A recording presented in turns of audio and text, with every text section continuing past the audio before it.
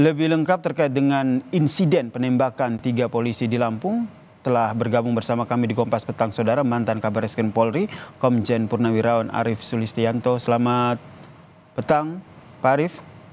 Selamat petang, Pak Jasir. Pak Arief, kalau kita lihat ini, jika akhirnya TNI sampai melakukan penembakan terhadap polisi saat penggerebekan ini, menurut Anda sebagai mantan Kabarreskrim ini, apa yang menjadi motifnya?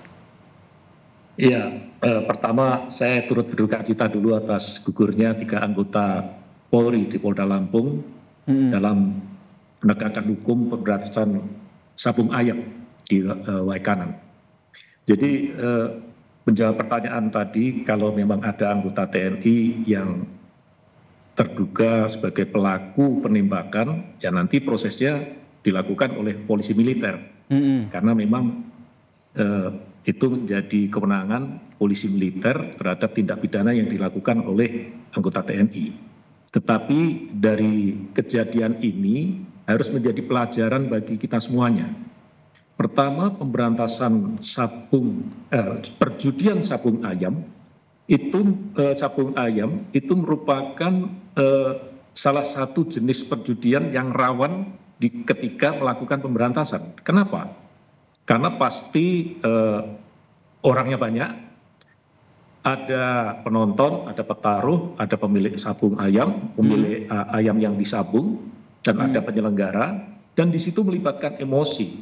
Sehingga ketika akan melakukan operasi pemberantasan seperti ini, tidak bisa serta-merta langsung berantas. Harus didalami dulu, dilakukan penyelidikan dulu terhadap sasarannya. Sehingga setelah penentuan sasaran, kita tahu siapa yang bermain di situ. Kalau ada anggota TNI, harusnya sudah diketahui. Dan ketika melakukan pemberantasan, melibatkan petugas dari polisi militer. Sehingga tidak terjadi ada korban seperti ini.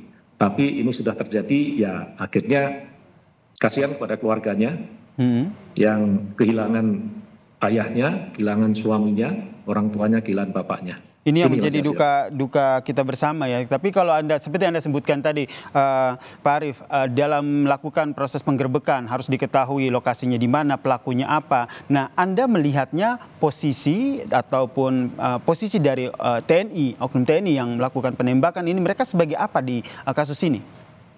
Ya, kita harus mengupas dulu, menganalisis anatomi perjudian sabung ayam. Jelas yang pertama ada penyelenggara atau penyedia lokasi. Ternyata lokasinya 2 km dari kota dan di kebun karet. Ini memang sengaja dipilih, gitu. Lokasinya terbuka dan ini sangat rawan. Yang kedua, jelas ada bandarnya.